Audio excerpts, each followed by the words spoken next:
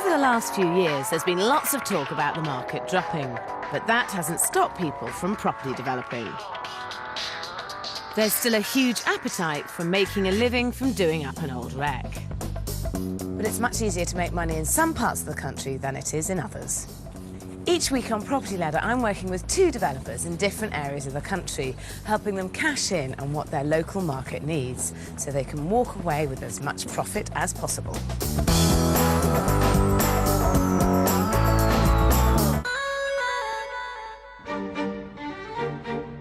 You should never underestimate the importance of location when it comes to developing property. After all, you can change the property, but you're completely stuck with the location. If you buy with something like an amazing view already in situ, like Mike Gregory and Sally Breeze have done in Clevedon just outside Bristol, then you're off to a good start. Whereas developments in less exciting positions like this part of Surrey, 20 miles from London, are not so lucky. Developers need to be careful what they invest in.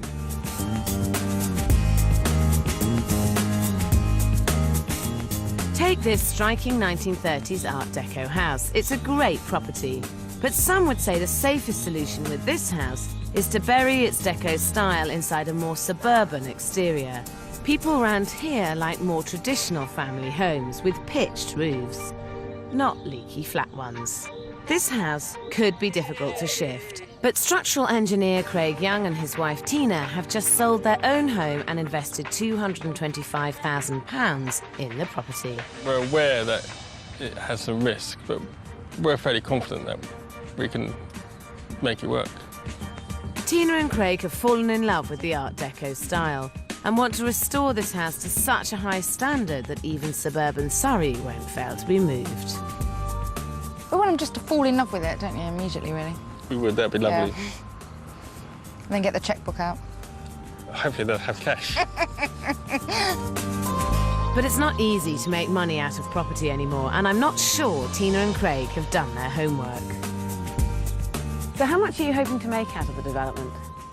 Well, having researched the area, we think that we could make probably in the region of about 85,000 if the market stays as it currently is.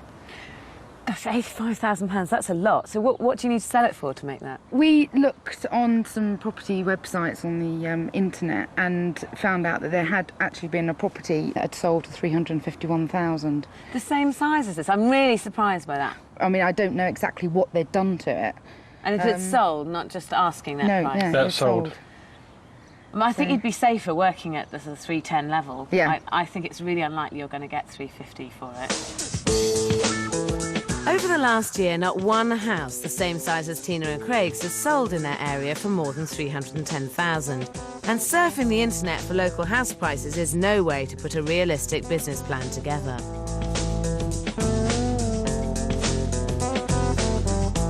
Tina and Craig bought the property for £225,000 and are hoping to spend only £40,000 on the renovation.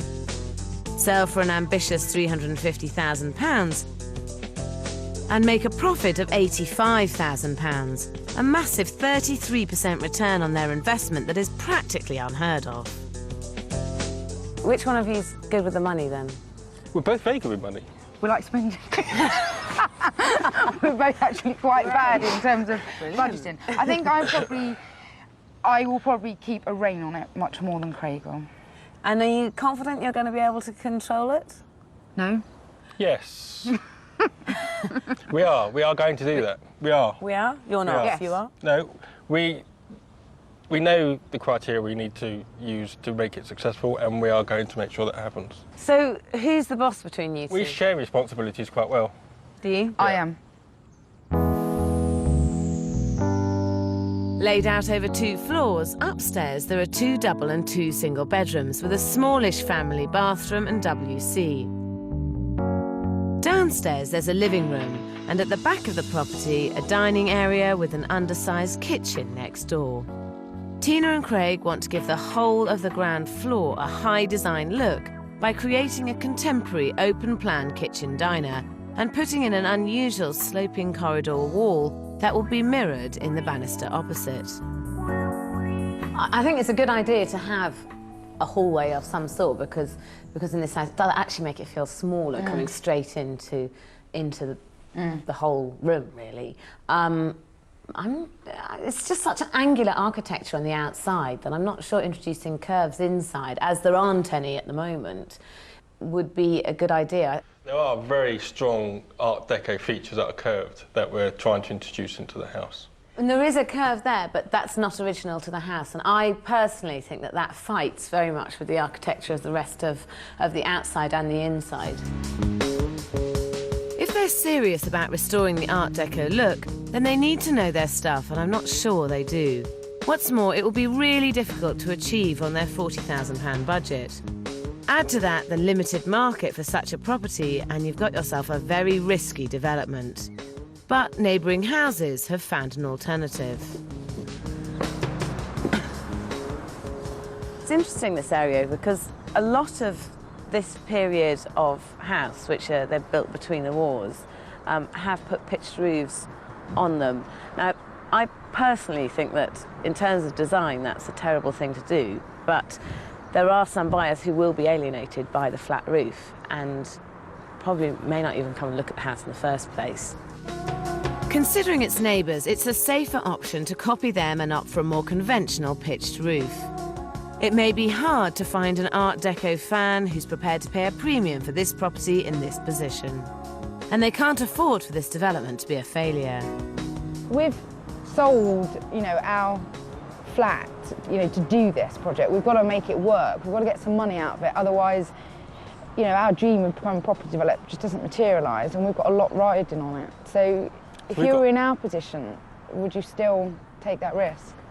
And I don't mean to be rude, I don't know how to say this in a nice way, so I'll just say it. But if you're not good enough at design at the inside, it won't work, and if you are, it will. And I don't know how good you are at design. We don't know either. No, we don't, because it's the first time we've ever done it. It's not something I have the confidence to do, which I would ordinarily do.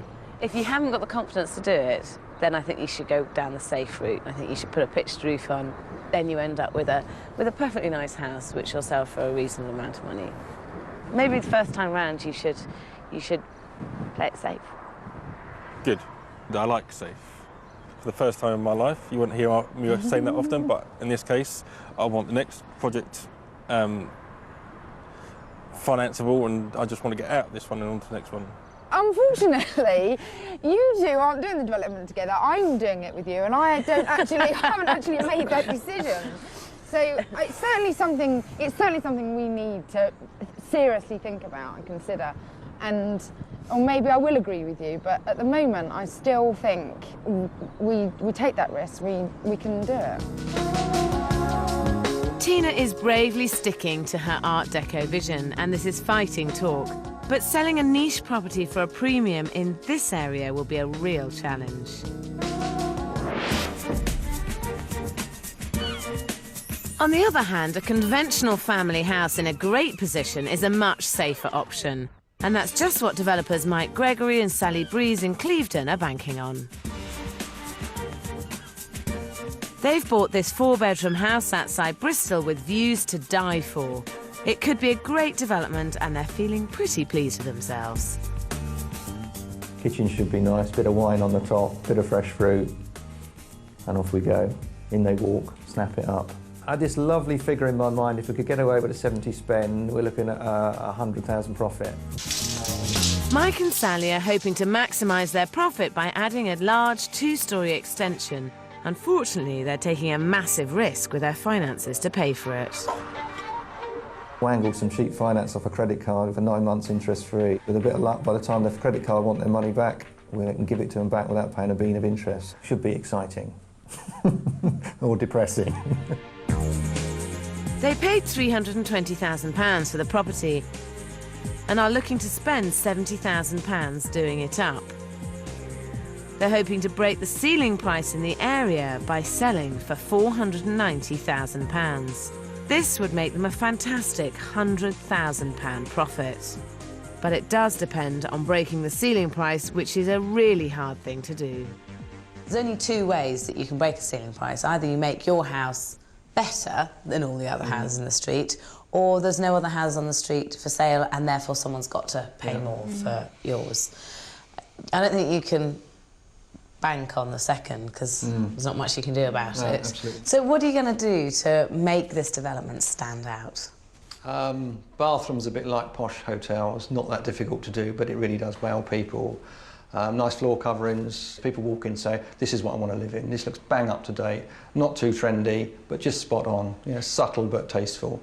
Everything that makes people get impressed with houses. Mike's sounding very confident, and with the development in such a cracking position, he might just pull it off. Back in Surrey, it's starting to dawn on Craig and Tina that they've bought a very risky first development. And they're checking what local agents think of retaining the Art Deco look. Is it true that these properties actually sell easier if we put a pitch roof on?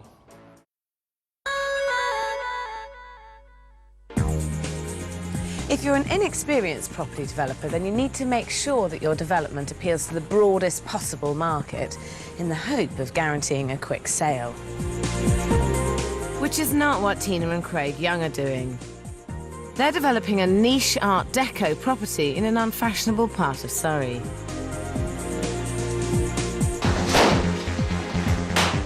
It's week one of the development.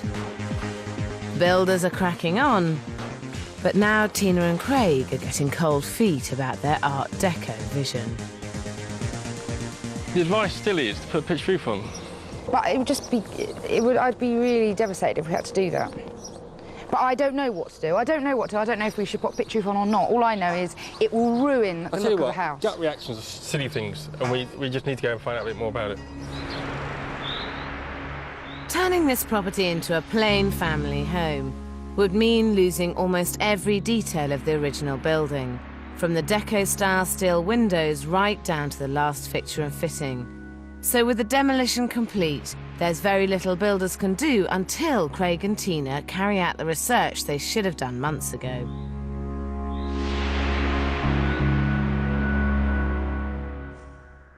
Three weeks later, there's still nothing happening on site. He still hasn't made his mind up on the roof yet. The roof, he's not sure whether he wants to go ahead with that and put a proper roof on or leave it as it is. Yeah, it's all a little bit vague at the moment. I don't know. Nothing's been settled. I mean, to be quite honest, we're knocking this wall down. He might put it back if he doesn't like it. An empty site is an expensive site, but Tina and Craig still can't agree on whether to follow through their Art Deco vision for the house or to go for a less risky, more predictable approach.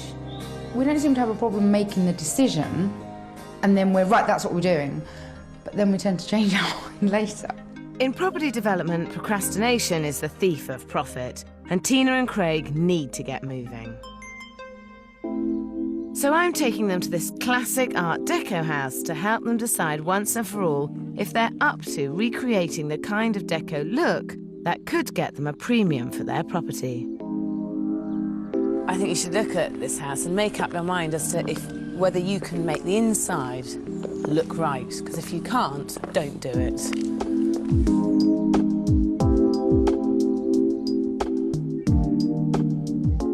So what do you think of it?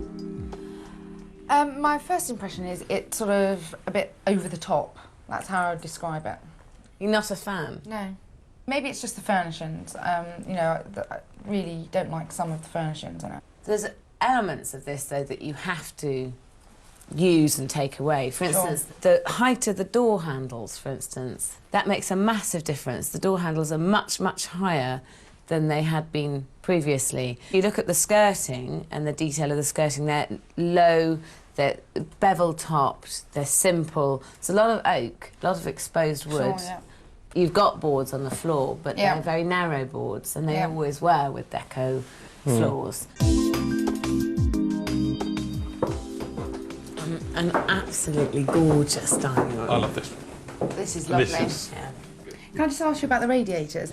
Do you think that's a detail that we must adhere to? I think in an ideal world you would, yes. But I don't personally have a problem with the marriage of contemporary design or other periods of design with the original architecture, but I think it's important that you think about it and that it works well together. Sure. Mixing deco and contemporary styles can work, but you have to get it right. If they get it wrong, Tina and Craig will end up with a house that looks right on the outside but wrong on the inside, and that could be impossible to sell. I think you have to decide what you're going to do, just believe in yourself and go for it, because no decision equals no finished house equals definitely no profit. So I actually believe we could do it, but I'm just risk So do I. averse, you see. I don't like taking risks. You're the one who takes the risk, I don't. Yeah. It's your marriage. Having looked at it, there are bits that are really lovely and that we could take away and do on a much smaller scale in our house. And I'm fairly confident that we could do it. Right. Are you happy with that? I love that house, and there's lots in there that I'd like to take to our house. If you're prepared to stick your neck in the line, then deco it is. Deco it is. It's a brave decision for someone who's risk-averse, and it will be extremely hard to do on their £40,000 budget. But at least the site can finally get moving. It looks as if our visit to the Deco property has started to rub off on Craig and Tina. Curves are out and straight lines are in, as Tina and Craig ditch their idea for the curvy banister and the curvy corridor wall that ends up with a nice touch of angular deco design.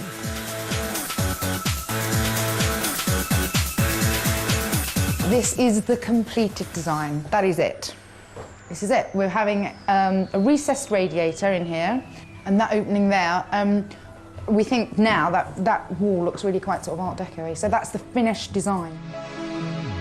Tina and Craig are now well and truly targeting a niche market for their property. A risky but understandable choice considering the architecture of the building.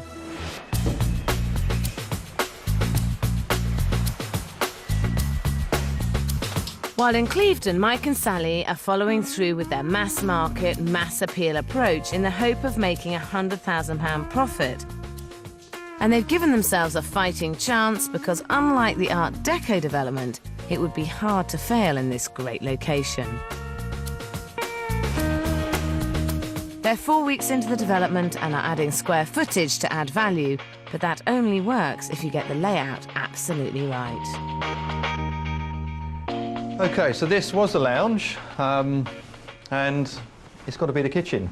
No choice, really. Right. It's got to be the kitchen. Why is the kitchen not going to be in the new extension? It's too big. Estate agents... Can you have a kitchen too big? No, but you can have a lounge that's too small. And this lounge is too small for a house this big. Mike and Sally are extending the house sideways over 2 floors. They plan to turn the upstairs part of the new extension into a luxury master suite.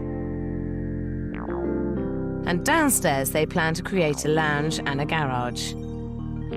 But I think this would leave them with a very inadequate kitchen. A much better use of space would be to leave this room as a lounge and turn the extension into a spectacular kitchen diner.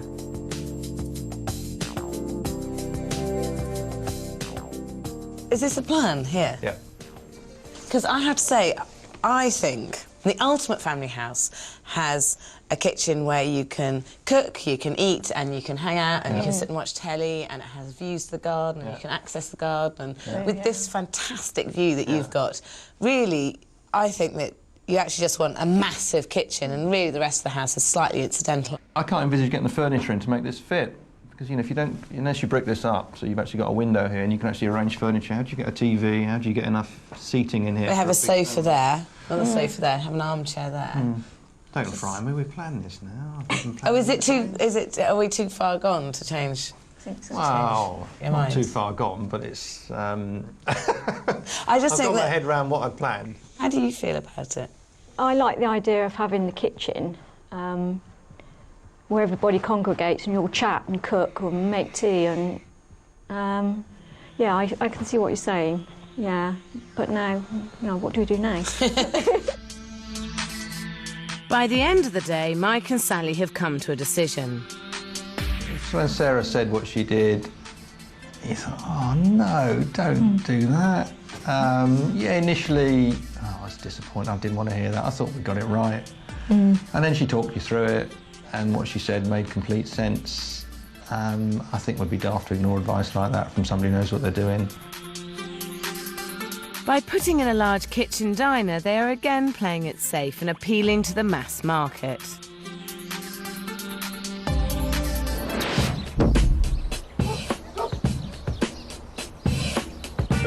Unlike Craig and Tina, who are taking the gamble of sticking with their vision of an Art Deco house. Yeah, that could very well happen. This means restoring the 70-year-old steel windows, all 17 of them. The existing windows are clearly in need of work, but Tina and Craig are hoping they can be repaired and have set aside just £500 for the work. The trouble is, until now, they've never checked if they're salvageable. As you can see, this is completely shot. There's not really anything you can do with that. Whatever you do, it's got to be replaced, simply as, simple as that. Okay. Yeah.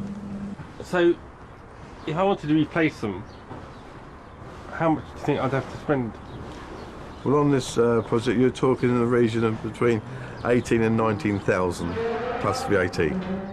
This is a huge blow, and Craig and Tina should have identified this cost before they even bought the house. As it is, spending nearly £20,000 on the windows will blow their £40,000 budget apart, and unless they can cut back elsewhere, they will eat straight into their £85,000 profit margin. The problem is, I don't see where else they can cut back. Apart from the totally inadequate £500 they have for the windows, they've got a tiny £6,800 for all the building work, only £8,500 for the kitchen and bathroom, and a mere £4,000 for the electrics and plumbing. There's £6,200 for the decoration and flooring, £1,600 for the garden.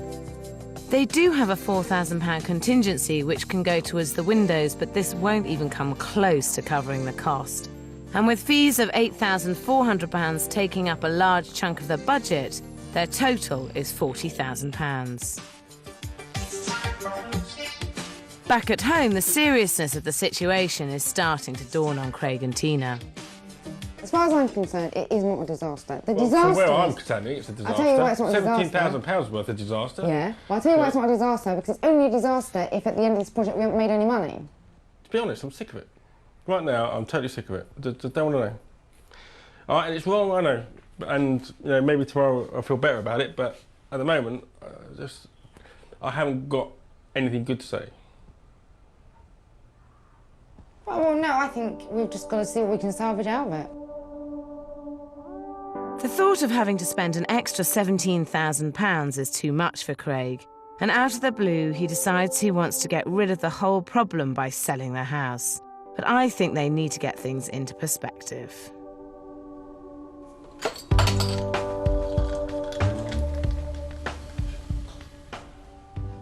I've been in your situation, and it is really difficult when you just feel that everything is going wrong and you want to just throw in the card. I know that you're at the end of your tether, but the thing is, at this stage, is not to sell. You can't really afford to sell halfway through a development unless you physically have to, because of you're bankrupt or you're going mad. But you really, really can't afford to sell when you've ripped a house apart, because it's worth a lot less than when you started. It just feels at the moment that this project probably isn't the one that we should be pursuing. With any business, you have to address problems as they come up, and if it became financially unviable, I would be completely behind you to get out. But I don't think it stacks up financially, and I don't think it stacks up in terms of the potential for this development. I have absolutely no doubt that when the house is finished, it's going to be fantastic, and you won't regret sticking with it, and I think you will regret jumping ship. No, I don't want to think about having to think about whether I'm going to spend another £1.50 on each socket, or whether I'm going to use white plastic MK sockets, or... If this is going to be a career, developing properties, I don't think that you can jump ship on the first development when the going gets really tough. putting in the windows will push Tina and Craig's budget up from 40,000 to nearly 60,000. And even though their target profit of £85,000 was always ambitious, if they're careful, they should still be able to walk away with a reasonable profit. But first, they have to come to an agreement. Well, I'm fairly confident that Craig will do as I tell him to do, basically. And my view is we go for it. We've started it. I don't want to give up. I think, having listened to Sarah, it makes me think, yep, we've just got to go for it. We've got to get on with it and get it finished. Tina's still really enthusiastic, and I just hope she can keep the cost down, and, you know, let's crack on and see how we get on.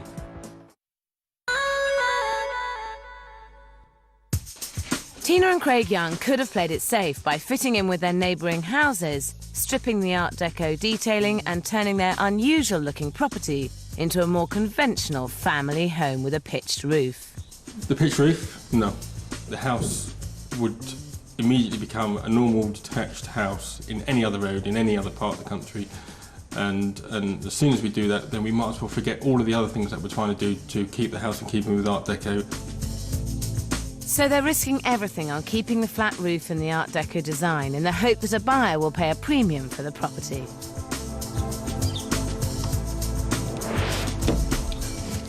In Clevedon, Mike Gregory and Sally Breeze might have chosen a safer house in a safer area, hoping to make a massive £100,000 profit.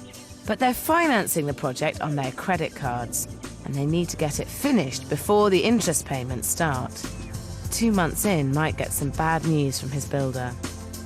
Mark rang me up one night and he said the roof really doesn't work. There's a fairly major problem with it. That came as a bit of a shock to me. He said, do you want the good news or the bad news? It transpired there wasn't really any good news.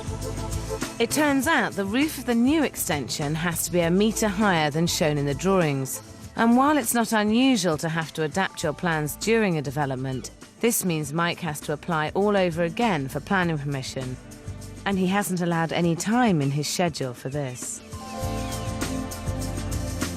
Although he has gone ahead with a new application, Mike's in no mood to wait for it to be approved. We're going to make this roof 2 foot 8 inches higher. I just hope to God the planning officers like it and the neighbours are OK about it. I've been talking to the neighbours, they're OK, so we're just going to do it. Even though the planners could force him to remove the entire roof structure, Mike goes ahead anyway. Only time will tell if this turns out to be a very expensive gamble.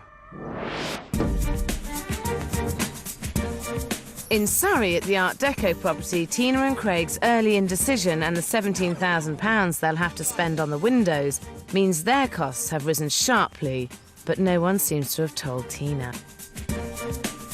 Craig tries quite hard to stop me spending, I suppose.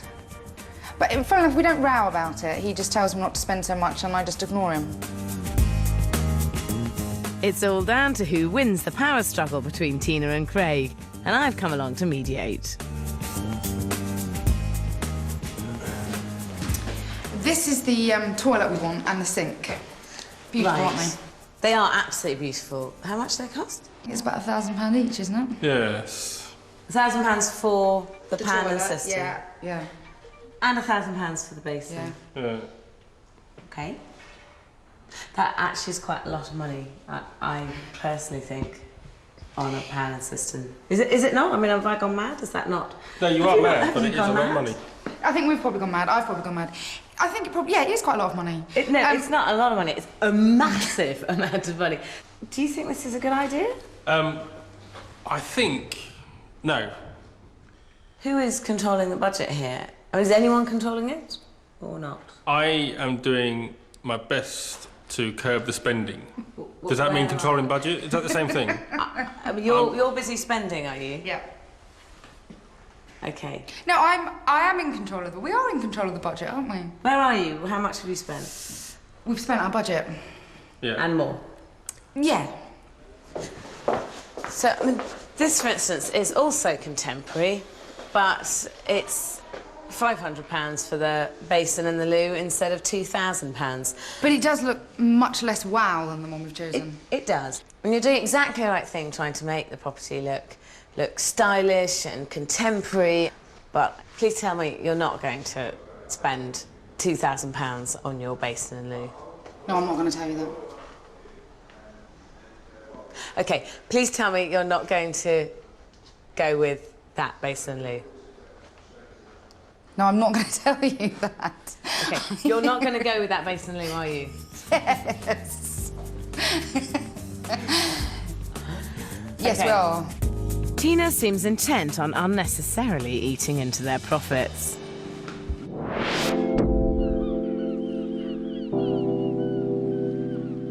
In Clevedon, Mike's credit card loan means his £100,000 profit margin depends on keeping to schedule. And that means avoiding delays at all costs. And he's not only gone ahead with the roof before planning permission, he's also decided to add a window to the kitchen without waiting once again for the approval from the council. The neighbours got wind of the window, knew it wasn't on the original planning consent and objected. And the council have upheld the objection, saying it needs to be bricked up or obscure glass. You need the view, you can't forego a view like that. Unfortunately for Mike, this view also looks straight into his neighbour's bedroom. That window, well, it really is appalling to have to look at that from your bed. And I have put net curtains up, which I don't like, to give me a little bit of privacy. So I strongly oppose it, and I'm waiting to see what does happen.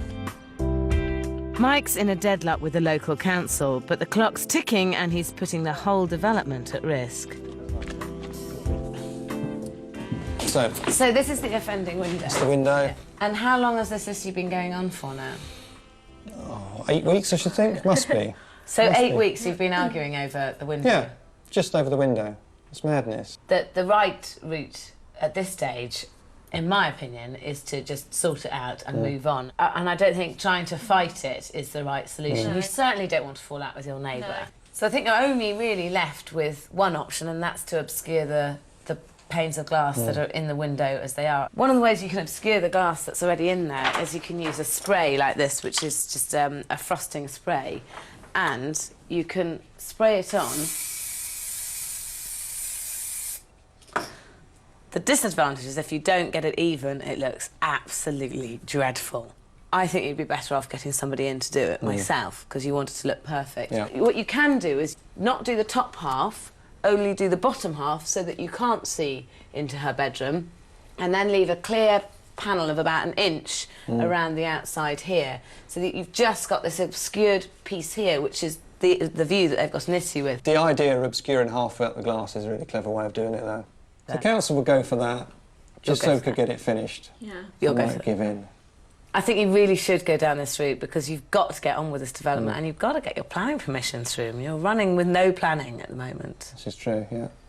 We've got a big extension and it's not approved, so... Yeah, I mean, in theory, you're in really deep water. It's never worth falling out with your neighbours. It's much more important to get on with the property and turn the development round quickly, especially if you're borrowing money on a credit card. In Surrey, Tina's still taking risks. Right, my plan for this room is to bring some colour into it, so we can sort of create that wow factor. And Tina certainly has gone for the wow factor with these boldly coloured, flat-fronted radiators. But they're a permanent fixture, and such bold statements might deter some buyers. If she's determined to introduce even more colour into the property, there are other, less permanent ways of doing it.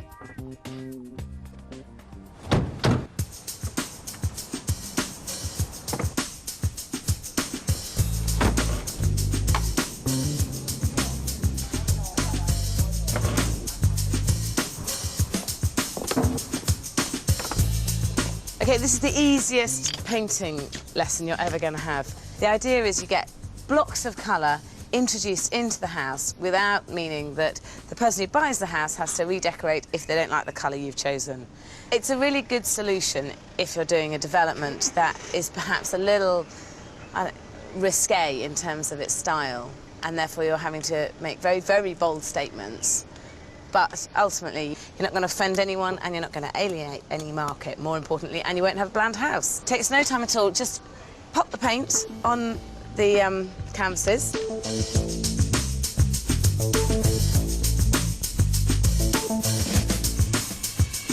With every development that I've done, I think it's really important that you follow fashion, and now it's really important that you inject colour, and I've found that this is a very good way to inject colour into a development. Yeah. So that took all of 5 minutes. What do you think? Yeah, I think it's great. I think they will look really, really good. Don't you? To be honest, I didn't think we were going to get a result out of this, but I think it looks really great. 20 quid for the canvases, a tenner for the paint, original artwork for under £50. I'm going to be very disappointed if I don't see these in the finished house.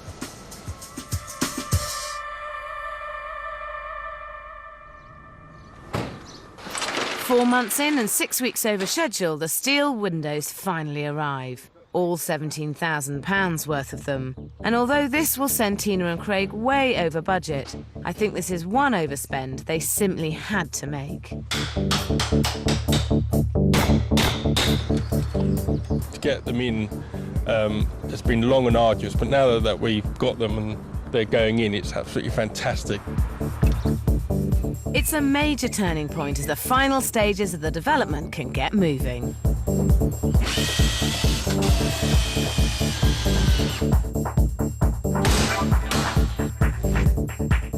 After all that we've been through with it, it just feels really quite amazing to actually see the end in sight, doesn't it? To actually think we are going to finish this and it's going to look fabulous.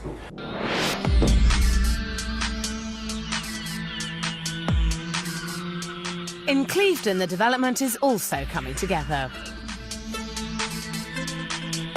The local council have approved my idea of obscuring the lower half of the kitchen window, as well as allowing the extra height on the roof. The trouble is, the extra window, alterations to the roof, and a last-minute decision to put decking in the garden have all come at a cost.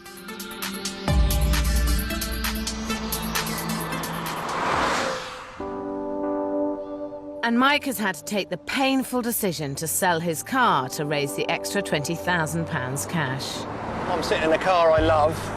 On a day like this, it's perfect, but it'll pay for the overspend without raising any more money, without costing me any more money. So it's not nice, but I can do it.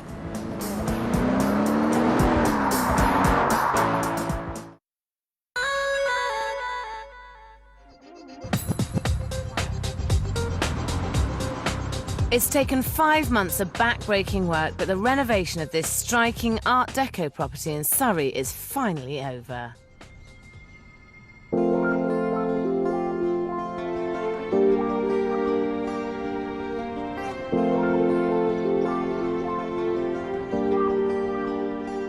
I had my concerns as to whether Tina and Craig could pull off the Art Deco design, but they've done their homework and got the detailing just right.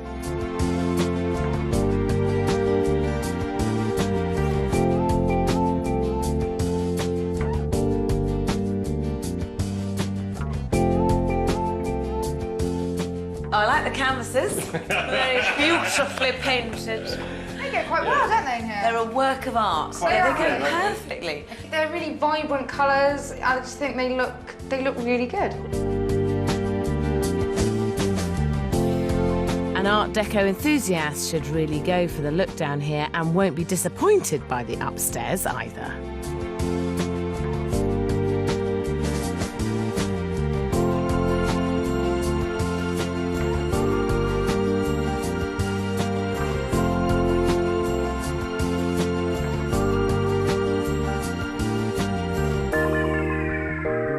There's no expense spared here, especially in the bathroom.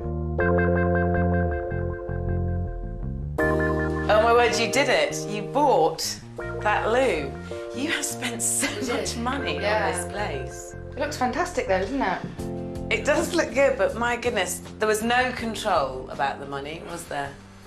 Yeah, there was. Spending was like unlimited. Craig, do you think that Tina's actually brainwashed you into just opening the checkbook and just going for it? No, I think we agreed that Tina was probably looking after the budget and I just gave up. He certainly did. The cost of the bathroom and kitchen rose from £8,500 to a staggering £22,000. And the rest of the budget has taken a hammering as well. They totally underestimated the building costs that went from £6,800 to £31,600. The £500 they set aside for the windows hardly made a dent in the £17,000 they ended up costing. And the electrics and plumbing rose from £4,000 to £9,000. The decoration and flooring soared from £6,200 to £12,000. And they splashed out £7,000 on the garden. They didn't allow a penny for the £8,000 that went on furnishing the property. The fees and mortgage ended up at £12,000. So the final result is their original £40,000 budget rose to a massive £118,600. That is a lot of money. So that's actually 3 times your budget. I'd like to say there are absolutely no regrets about the amount of money we've spent because we've got such a beautiful house, but of course there is. We must regret some of the money that we spent because it's just cut down any profit we make massively. Are you still hoping that you'll get 350? Because if you got 350, that would give you a £6,400 profit.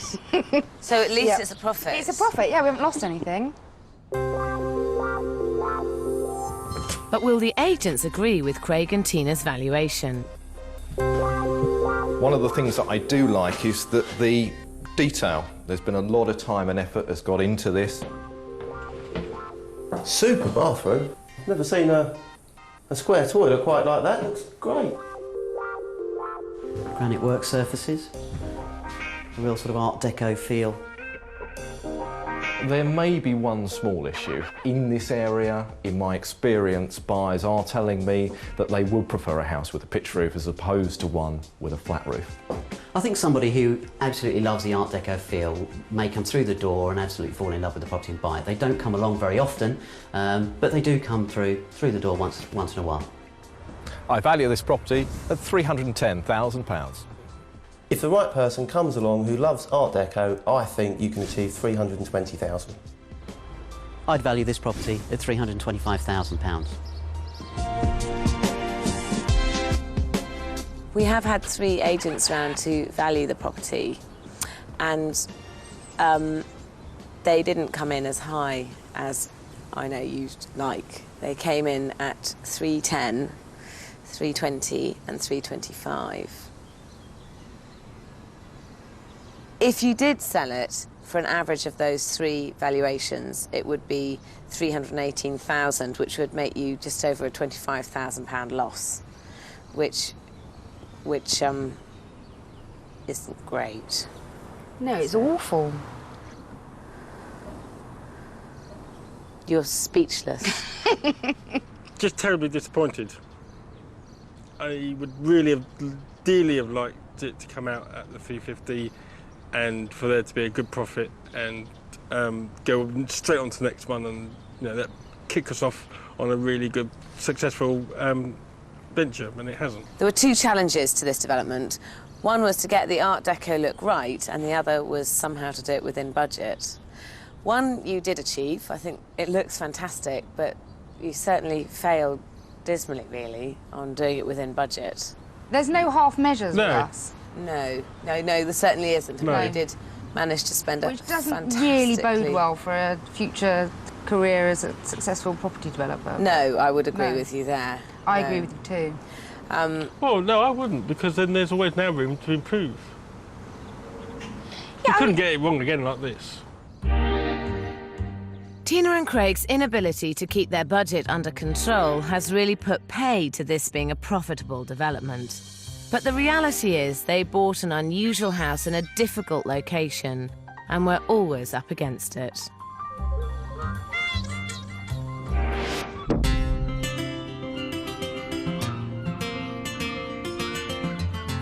While Mike and Sally in Clevedon have, in 26 weeks, made the very most of their stunning position.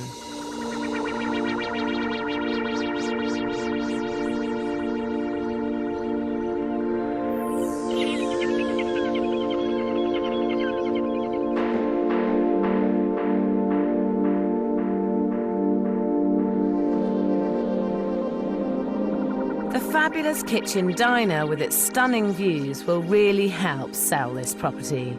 By taking my advice and putting the kitchen in the extension, I think they've ended up with the ideal space for family living.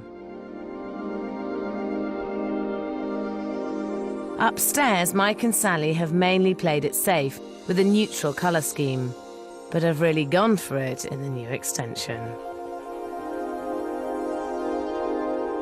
The master bedroom certainly makes an impression, and the ensuite is very slick.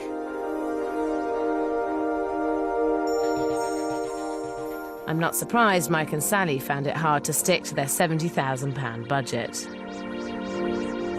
Well, we ended up spending, including the fees by the time we sold, £127,000, which is way off what we came in with originally, but you know, I think the value is going to reflect it, and I think it's worth $550. That's 50 grand more than Mike and Sally were originally hoping for. But if they still want to clear a £100,000 profit, that's what they'll need. Wow, that is impressive. Excellent family room and some lovely views out through the patio doors there. Perhaps a little bit smaller than I would have liked for this type of house. This has obviously been very, very expensively done and beautifully thought out. You can imagine sat here in the evening, it's a nice southwesterly aspect, nice glass of wine and a barbecue. Perfect. I'd recommend putting this property on the market in the region of £530,000. I would be happy to market this property at £550,000. In my opinion, the current market value lies in the region of £550,000. Mike and Sally bought the property for £320,000 and spent £127,000 on the development. And if they sell for the average of the three valuations at £543,000, they'll make a £96,000 gross profit. A truly fantastic result. Yeah, when I started 6 months ago, you just got this figure, you think, to make £100,000 on one house clear would be fantastic. 5% below that, I'd be happy with that. Well, that's still a big chunk of money for 6 months' work. Mike and Sally bought a house in a great spot and did the right thing with it. And within a week of putting it on the market, accepted an offer of £550,000.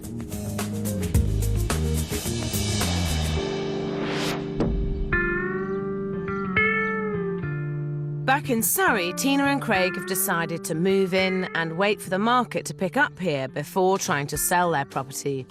It could be a very long wait.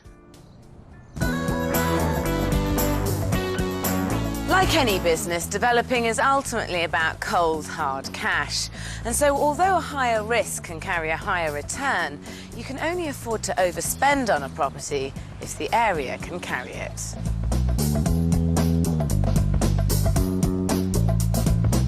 Next week, two developers have given up their desk jobs in search of a more creative outlet.